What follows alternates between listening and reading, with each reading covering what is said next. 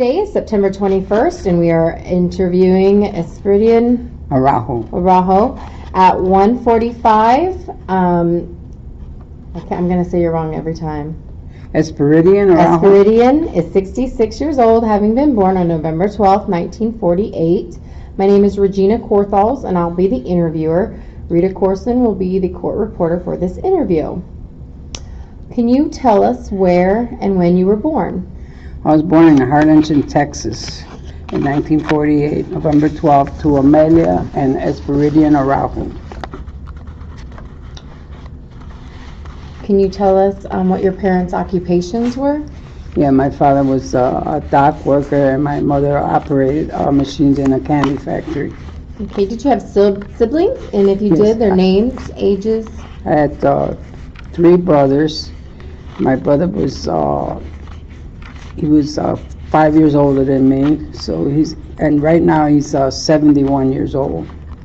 And his name is Enrico Araujo, and then I had a sister named Socorro Araujo, and she's 2 years older than me, so she would be 68. And then I have a sister. I had 2 sisters, and the other one's Rosario, and she's 1 year younger than me, so she would be 65. And I have 2 other brothers. I have a Richard, and he's 5 years younger.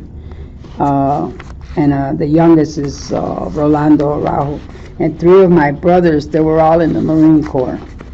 That would be the oldest, myself, that would be Enrique, myself, and my youngest brother. He's deceased now, but 2 of us, my oldest brother and myself, are Vietnam vets, and my father is a World War II vet. And us 3 we were in the Marine Corps, all 3 of us, so we had like a traditional Marine Corps family.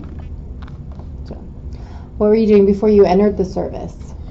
Before I entered the service, I was going to high school because I volunteered in 1967. Right out of high school, I volunteered to really go to Vietnam. I thought that was the thing that was going on too, and I followed the footsteps of my family. I wanted to be a Marine at that time. I thought that was the thing that was going on with my family. Like I said, I just had gotten out of Harrison High School, and while I was in Vietnam, I got introduced to Vietnam to combat right away. I was there.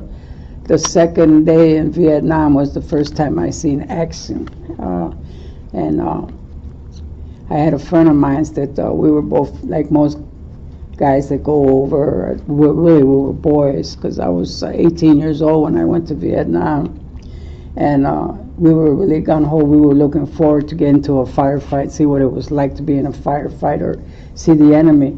So we landed there on the second day. They put us right into an operation. We came off the helicopters into some what we call elephant grass. And I remember about that was that I couldn't see my friend. He was maybe about 4 feet away from me, but we could talk to each other. His name was Terry Brown. And we were just talking, we could hear the bullets flying over our heads. You could almost feel them, and they were hitting the elephant grass. And the elephant grass was waving where it would cut. It was like razor blades, the elephant grass. If people have been in Vietnam, they know about the elephant grass. It's like little razors. They scratch your face and your hands. But anyway, we heard somebody say to move out, so I yelled over to my friend and said, "Let's go, Terry, let's go see what this is all about." And so he didn't respond.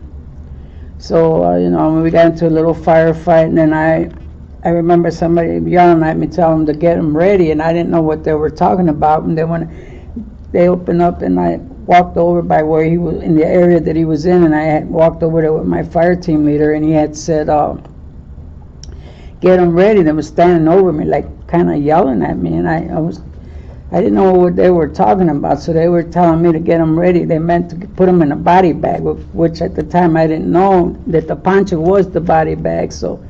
And they told me to get his dog tags, and got his dog text, but before I realized that all this was going on within about 25 seconds, it happened so fast, and then reality hit me, and that was my friend, Terry, the one I was looking for. He had a bullet in his top of his head.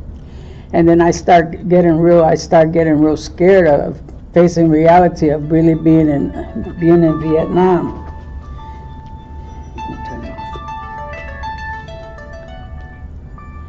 So when they had me, put him in the body bag, and I was really, I really got shook up. I started throwing up on myself, and I was just so scared.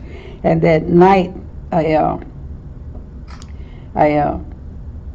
didn't know they could tell that I was scared, and they asked me if I wanted something to calm me down. And then I noticed that in Vietnam, I was supposed to give this to her. In Vietnam, that them guys were doing something, that were shooting drugs or something, but I was too young for that. And I looked at them, they said, "Do you want to do anything?" And I says, "No, I don't do that kind of stuff, So anyway, that day went by, and it took a few days for me to recover from that. And then as time went by, we got sent to another operation. On operations, when you go out, search and destroy. So I was up on the DMC, and there's a lot of disease in Vietnam. So by then, this was about maybe 3-4 months after I was in Vietnam. I kind of got used to, adjusted to being in Vietnam. And I was a fire team leader at that time, and my fire team was picked to Walk Point up at the DMC. We were looking for the Ho Chi Minh Trail. So I noticed that it was 5:30 in the morning, and so I get to pick out who the point man is, because we had point for the whole battalion. So, and my fire team was walking point. So I noticed that the guy that I wanted to walk point, he had been sick, had been complaining. I think he was coming down with malaria, because he was sweating, and you could tell he was real weak. But we were up in the mountains so high that we couldn't medevac him out because of the terrain that we were in. It was just a lot of bush, and we were in that area. So anyway, I told him I would walk point. So this is at 5:30 in the morning. So I tell my friend, "You don't have to walk point. Stay in the middle of the fire team so we could watch you from the front and the back. And as soon as we get to a good area, I already let the lieutenant know that we're going to try to get you out of here, get you in a chopper, and get you back, because you're too weak." So I say, "It won't be long. We just got to get up on top of this ridge here." So anyway, like I said, it was 5:30 in the morning, and the dog trainer, he comes up to be with me, that I was walking point, because I walked for the guy that was sick. So as I'm waiting for the German Shepherd to come up, I looked over my right shoulder, and I noticed the dog's ears were wiggling a lot, and he's starting to make sounds. And then the dog trainer kind of made hand signs to me to get closer, and we both met about 1 or 4 steps together, and we started talking. He says, "I don't know," he says, "but I can't let the dog go with you, because there's gooks right there where you're at." I said, "We've been here all night. We've been here since about 7 o'clock last night to this morning." It was about 5:30 in the morning, like I said. Anyway, he says, "I'll keep the dog right behind you, but he won't go in front of you." I said, "Oh, okay." So I took 2 more steps, and sure as heck, as he had told me, there was gooks, and I must have taken 1 step, 2 steps, and like a little curve, and we're going up a hill. And there was about maybe 4 or 5 North Vietnamese sleeping on the trail there. So we got into a firefight and exchange, and before I knew it, he had blown my M16 out of my hands. He blew my finger off, and he put 3 rounds across through my M16 from a different angle. I guess the guy that was watching them, he put 3 rounds into my chest from the angle, because I had a 60 caliber machine gun belt on, and I had my magazines on and my flight jacket. So I guess from the angle that I was shooting, it didn't penetrate, but it knocked me over. It felt like I got hit by a train, and I flew up in the air, and he hit my 2 fingers, This one looked like a banana peel. They done a skin graft, and this one was twisted around. I lost my weapon, and then when I was up in the air, he dinged me by my head. I guess when I was up in the air, and then he shot me in the left side, and had a big scar down there by my groin area. So when I came down, all this happened so fast that I came down on my face, and I looked, and first thing I said came out of my mouth, "Oh God, help me!" I'm a young kid. I'm 18. I guess I could say 19, between 18 and 19 years old, because I went there. I turned 19 when I was there a month and a half later. But anyway, when the firefight was start going, and I start telling the ones behind me not to come up, because I said they got an automatic weapon. I had landed behind it looked like I call it a banana tree, because it looked like a giant sized banana, and the guy with the automatic weapon, he kept shooting at me. I said, man, he's trying to tear this thing down. But I had my face down, and I was just yelling. I was with my face down towards the ground, and my hands were in front of me. I could see my hands in front of me. And then I noticed that the dog came close to me, and the dog had got wounded, because I could tell he was like bleeding, but he was dragging something. And when I looked, because I was so scared, I was trembling because all the fire that was going on around me, and they said I was yelling and everything, and the dog had brought me a weapon, I guess from one of the MBAs that we exchanged gunfire. We got into a firefight, me and them, and I kept yelling them to stay back, because I said they got automatic weapons, and they said that I returned fire on them with that M16, and they panicked in confusion, and they ran away, and they said that I saved a surprise ambush. And I talked to some guys, and later on when I was in the hospital, and they said that I had stood my ground, and that I was acting real aggressive, returning the fire and stopping the ambush on us. And they had to horse me out, and they sent like a horseshoe, and they put me on there in a cable from the chopper, and they took me out. And then when I was being taken up, I could see the NVA. They were running. They were still running down the trail, but they were shooting. I noticed some white things were coming at me, and then I realized that they were white tracers. So I kept swinging the cable to side because I was scared to get hit. Anyway, they got me into the chopper, and then when I was in the chopper, I was really scared. It seemed like I'm always scared in there. I was really panicking, of the trauma that I had just experienced. And I looked around, and there was another guy, was like a medevac there. I guess they had picked him up somewhere else, and he was in the chopper. And the choppers, they have big windows behind us, so we're sitting like this facing each other, and he was on the side. So as we're driving through, when you drive in a car, you hear, how it sounds when rocks hit your car. I said, man, there can't be no rocks. I'm thinking to myself, I'm a young kid now, I don't have the experience. Then it finally dawned on me. I said, man, those ain't rocks, those are bullets. I said, and then I noticed little holes start popping out on top. I guess the bottom of it must have been bulletproof, because there was nothing coming through it, but I could see on the walls of the chopper, the little holes would pop out here and there. I said, oh God. And then I said, and I for some reason, I'm scared of water. I really am scared of water. So I got all this equipment on. I got my gauze on my hands. I'm all wrapped up, and I'm like this. And then I noticed, I said, oh no. I said, this thing's happening so fast. I said, we're going to crash into the ocean. I said, oh, and the water's getting closer and closer. I said, oh man, I got to take this off. I got to try to figure out what I'm going to do when we hit the water. And I look at the other guy, and when he looked at me, like he was kind of scared, but he had got shot right here, and his eye was partly dangling, and he looked his eye. I said, oh my God, and all this was going on too fast. My head was starting to spin, and I said, oh, what am I going to do? I'm trying to take this off.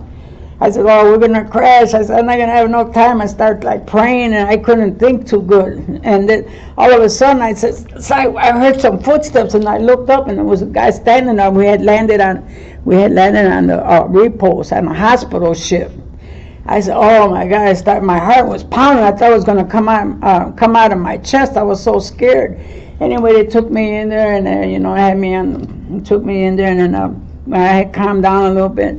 And I told the doctor they were trying to take my clothes off, and I told him, you gotta tell the nurses to go in the other room. He says, what's wrong, son?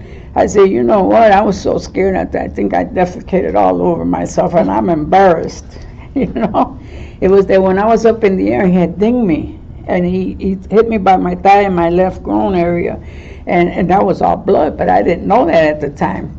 So when he seen me a couple of days later, he hugged me and said, come here, you're a real man. I said, what? He said, they just got a piece of your behind, that's all. You're still a jarhead, you're okay. So I didn't think nothing about that. I was in a hospital ship. They transferred me from the hospital ship. I wound up in Yokosuka, Japan. This is a sad part. When I was in Yokosuka, Japan, some guy came to me and he says, let me see it. I said, what are you talking about? Let you see what? He said, let me see the Silver Star. I said, what are you talking about? I said, you got the wrong guy. He said, man, they gave you the Silver Star, and he started telling me about what had happened. He said, the way you were acting, he said, you went really, really crazy. I said, you were really fighting up there with, I said, I didn't even have a way. He said, you had that AK-47 or whatever. You had one of them weapons, and you were really, and you threw a grenade, and you were yelling and everything. I was scared. I said, to me, I was so scared. I just wanted to keep on living. But what I was saying was the sad part. It was that what happened there was when I was missing in action for 3 months. They consider you being missing in action when the enemy takes you, but they didn't consider me missing in action. But they considered me missing enough that they sent the medical cart to my house, where I live at now at 628 West 18th Street. I've been living there since 1956, almost 66 years. But anyway, my father was sitting out there with my son getting ready to go to work, because I talked to my brother, the one that never went to the military, and he said, first thing that it came out of his mouth, he looked at my father, and my father was already turning white when he seen the Marine Corps car pull up in front of the house, and he starts walking towards the house. And my father looked at my brother, he says, I think they killed June. That's what they call me, Junior. So, he almost had a heart attack. My brother told me he got real sick. He didn't go to work. He just had to go lay down. And they told me, says, that we don't know where he's at. He's been missing for a few months anyway. I was missing for 3 months. So one day when I was at the hospital, I was in Yokosuka, Japan.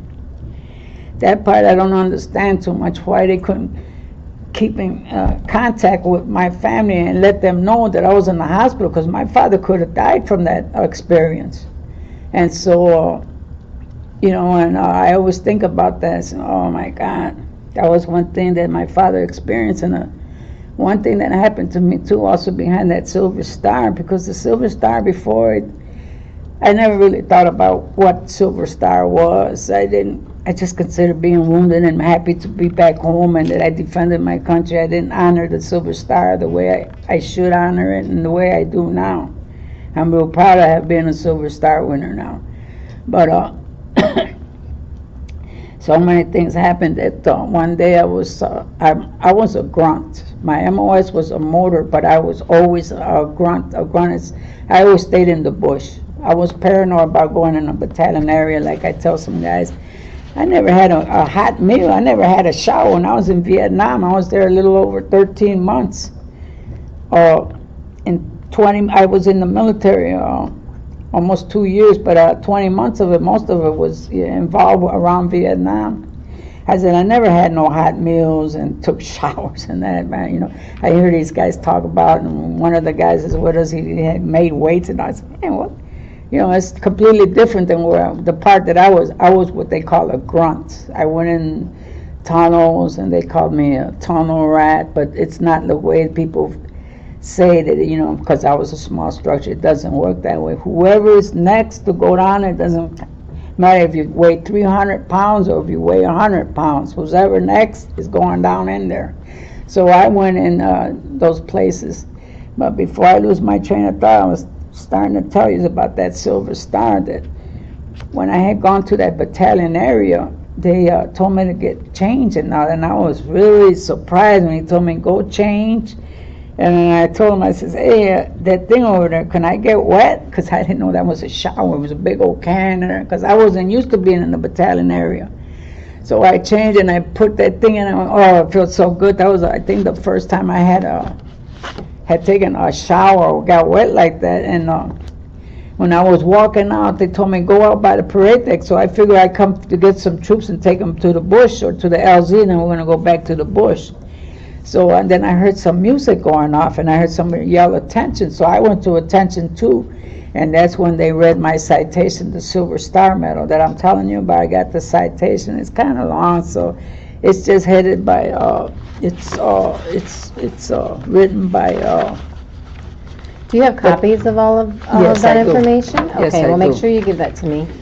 You might have to make copies of I it. can do that. Here's one from the Secretary of Navy when I trained my troops, and they gave me credit for training them. And then I got what from the Vietnamese government gave me this for 138 confirmed kills and captured 33 weapons.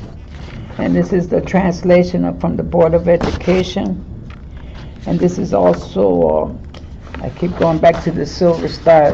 The heading is the President of the United States. That's why. This is the thing I keep trying to finish telling you about the Silver Star, that when I was awarded this and they read this citation to me, I never felt so proud in my life like I did. The only sad part about it was that I was praying and saying, man, I wish my family could be here to see me. And I was crying, and it was really emotional. And it was too emotional for the other person that was with me. He fainted. It was a sergeant. He fainted, and they had my dog that saved my life, and they gave him the dog. They decorated the dog with a Purple Heart, and people don't understand. I said they do. I said, well, Chris is with us right now. He's a historian. He kind of like was surprised to hear when I told him, yeah, they had music on there. I had the ceremony out there. It took about 15 minutes. It took longer for me to get ready because, oh man, it was like a holiday for me to go take a shower. I grabbed something to eat and all that, and I hurried up, and then they, and after that, I'm kind of still bitter about Vietnam because, they didn't recognize PTSD, post-traumatic stress disorders, because the government never recognized it until I came home in '69. They didn't recognize it until about '84. Around that time, so years had gone by. Some say '86, I can't be too sure, but I know at least 5 years went by. And I was wounded 3 times, and I only received a 10% rating from the adjudicator, and that went on for the first 18 years. In other words, I was receiving $24 a month. When guys had never been wounded, they were receiving more. I don't doubt, or I don't have nothing against them, but the thing about that is that they should have recognized that I had been dramatized and that I had a mental disorder.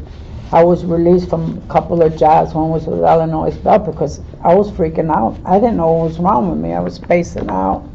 That's the only way I could define it. And I was reliving events, and it was really making me feel uncomfortable. Was because I was working with the telephone company, and they had wires, Claymore wires in Vietnam, and I had these long wires for dial tone in this central office, as we call it, and that's what was triggering my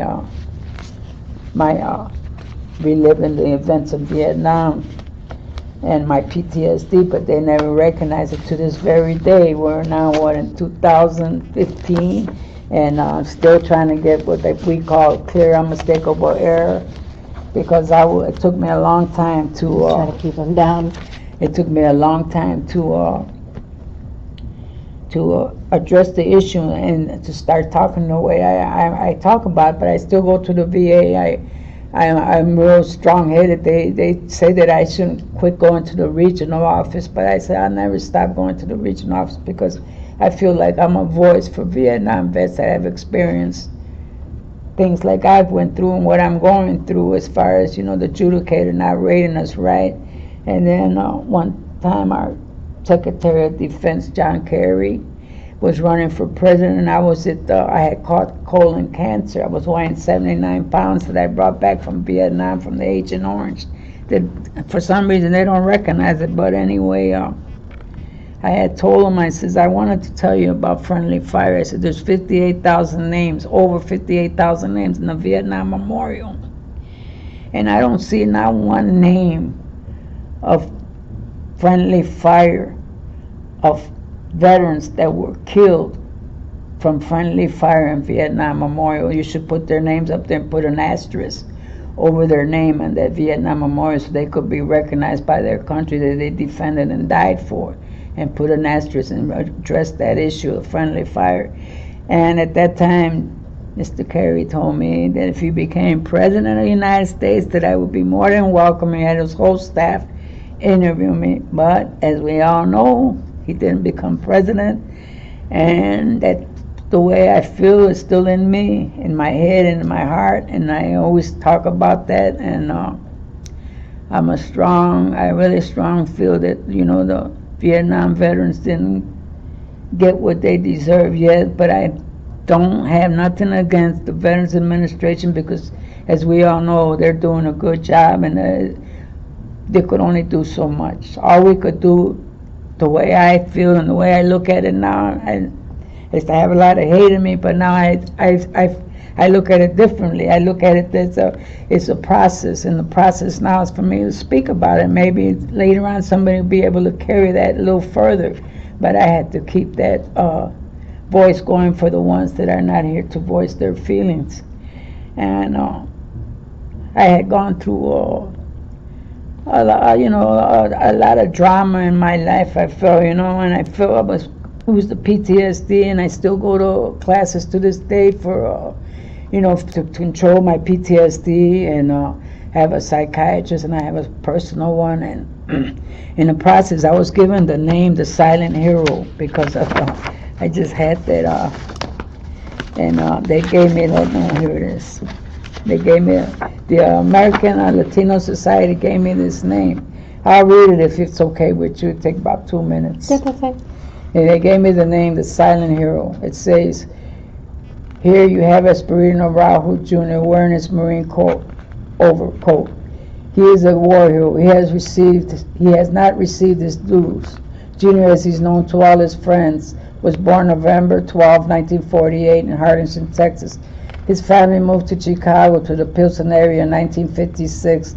In 1967, Araujo decided to volunteer in the Marines. He was sent to San Diego, where he received his boot camp.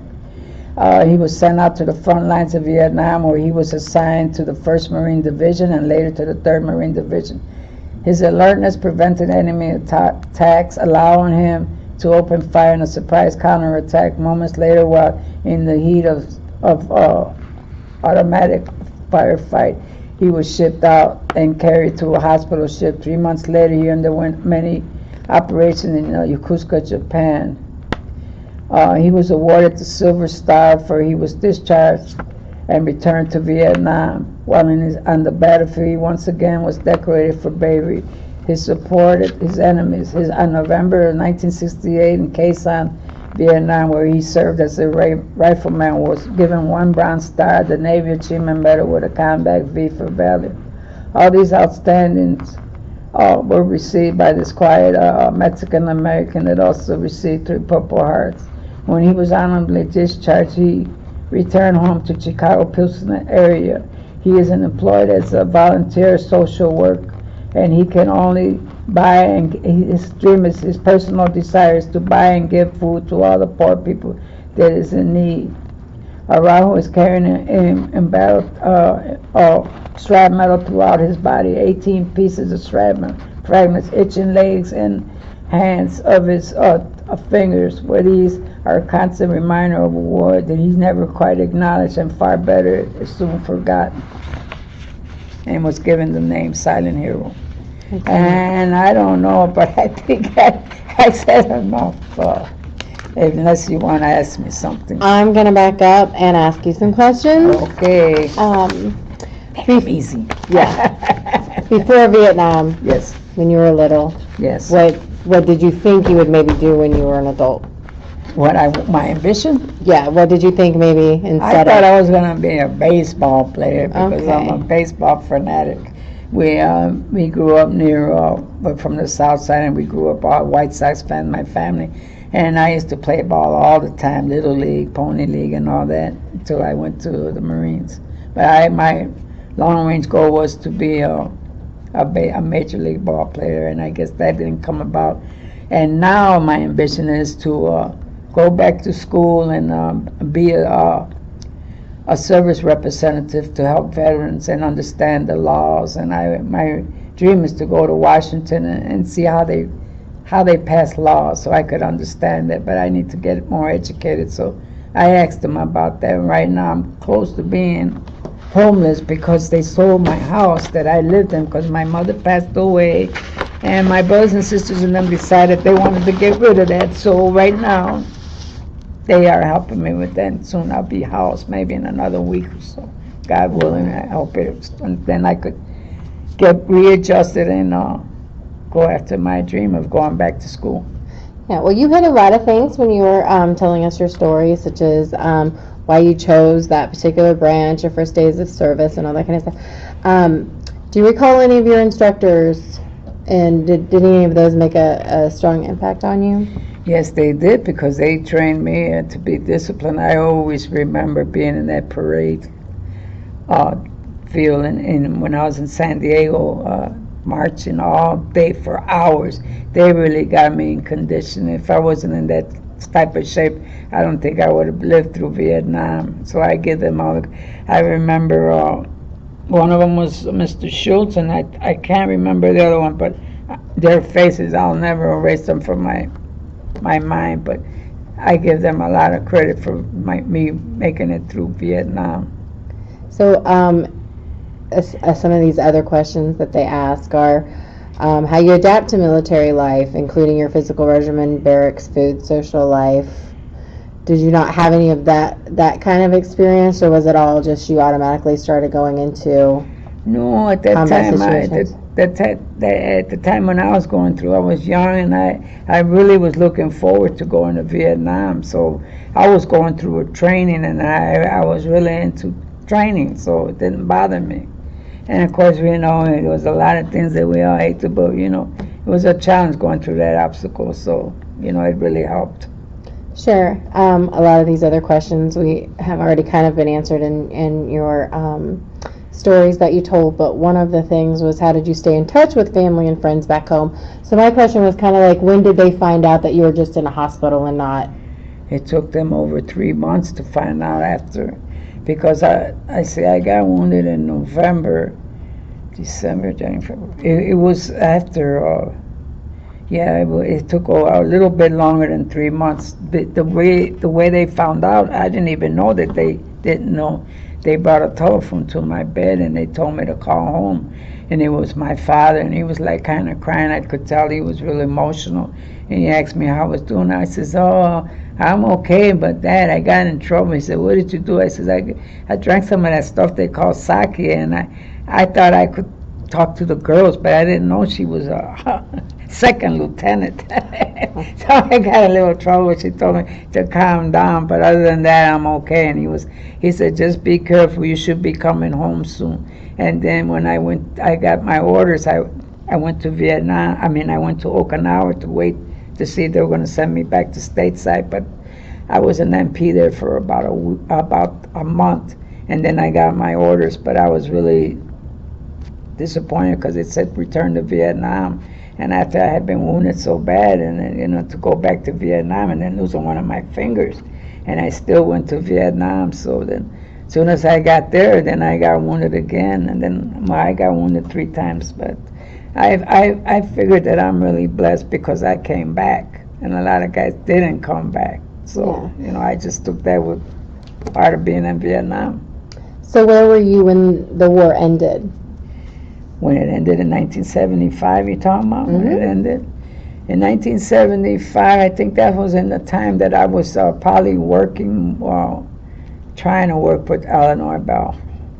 Okay. Do you remember returning home? How did you return home? What? Yeah, when I returned home, I'll never forget that day, because when I came home, my older brother, the one that was next to me, he went and picked me up and he brought me home. So I remember driving up the same house. I've lived there for 66 years. My father had put like a big sheet out the window and it said, "Welcome home, son." I mean, big. And as soon as I got there, all my neighbors and everybody was waiting for me. I was really surprised. They really made me feel good. And they wanted to take me to the tavern next door, but the guy says, "He can't come in. He's just a little kid. He can't." I was mad enough to go to Vietnam, but I wasn't mad because when I came home, I had just turned 20 years. I was 20 years old. I wasn't old enough to drink. And that was another thing I remember. I said, "Man, how could they put us go to Vietnam and not be able to drink a beer?" You know. So was it a rough adjustment back to civilian life? It was for me because the PTSD kicked in and I didn't know what was wrong with me. I started getting scared when I would hear fireworks and I didn't know what was wrong, and I would always have these real bad headaches. I still suffer from the headaches, and I used to think it was from the shrapnel that I had in my head and face area. They say I had about 18 pieces of shrapnel in my head and face area. And as of about 3-4 months ago, just recently, I have dentures, but they were hurting me. And I said, "Man, it feels like I got a root canal, but I don't have no teeth." So I said, "That can't be that." So when I went to go see them, they took the x-rays of my mouth. They says, "Oh, you got a couple pieces of metal they're pushing up on, and that's why when you chew, it hurts you so much." So they adjusted my dentures and put a little weave in there. So it's always been a little bit of adjustment, and I always go to the VA because I still get scared at night sometimes, and like on the holidays and stuff. I'm able to talk about this, and I'm able to make big adjustments compared to. But now I see that it's a different part of my life continues relating to Vietnam. But I've learned in a more positive way that I want things to change for us. And that's what I have in my head and face area and my mind and my heart that I really want to change. Do you remain in contact with any? At first, for the first maybe 10, 15 years, I was always in contact with two guys. One of them was named George Ruff from Chicago. We went here. And the other one was named Frank Gratian. They joined the Marine Corps together. And, now that you think about it, you say that, I should try to make contact with them. Like I said, for the first 15 years, we used to always call each other and get together and go eat or something. I know one of them became a police officer. The other one, I don't know. But to this very second, I said maybe I should try to see what's going on with them, because it's been years it's been maybe 20 years since I last made contact with them. It's been a long time. But I would like to do that. Other than that, I had a couple of friends that I have in the neighborhood that went to the Marine Corps. We didn't go together, but we grew up together, and there's a couple of them still here and forever, because I volunteer with a group called Strike Force and help veterans get networks together and interpret some of the literature that they bring out in the hospital. But I'm always see a lot of guys that we lose and because of the war, because they can't adjust the PTSD because of the drama and turn alcoholics or addicts and whatever. I experienced both of those, and God's blessed me that I've been clean now for 12 years, almost 13 years now, and I never want to go back to that. And I kind of lean more towards being what you would call religious. Sure. Did you carry something for good luck with you? No, I never did. Only thing I could always say for good luck is, "Oh, God, help me." That's one thing that I always would say. Well, you had said that you didn't really stay in an area with a lot of other people, but can you tell us what your supplies was like, your food was like? Did you have those kind of rations and whatnot? In Vietnam, we mostly we didn't have too because I was always in the bush, so we lived off of I guess guys we were eating sea rats, and then they came out with these long rats. I don't know what them things are at the end of my tour. So even our uniforms changed. When I was in Vietnam, we always wore solid green. But at the end of my tour, I say like about the last 2 months, they went to camouflage green. That's when they came out with the camouflage. And like I was always in the bush. I would, we would go and get, because we had guys that, I hate to say this, but I would call them hillbillies, but they knew how to fish, and we would all make our own, and then we go and get, they had a lot of little vegetables in them, and we would get those and make a lot of home meals out of our cigarettes, like with whatever we had, the little tuna or whatever we had. We all threw it in a helmet and make ourselves what we call a hot meal, and that was our extent of a hot meal, So we guys would click with each other, mostly the fire teams together, and they whip something up, and we always had rice, but. The home cooked meals, or even with going to a compound, or what do they call them, though? Chow halls or whatever they call them. I never experienced that too much. I couldn't believe how they ate. And I hear some of the guys talk, and some of them, like one of my friends, he said he had a weightlifting room, and now I hear these guys watching the Super Bowl, and I see them on TV. I said, man, what kind of war is that, It's way different. I guess like when we were in Vietnam, it was more primitive. It was just a different type of war.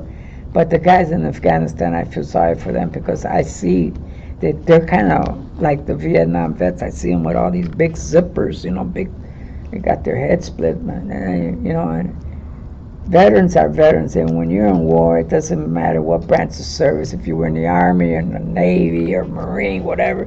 Like I tell her, there's no difference. Nobody should say we're better than them because I don't believe in that. We all have to go to war, and we're all the same when it comes to that.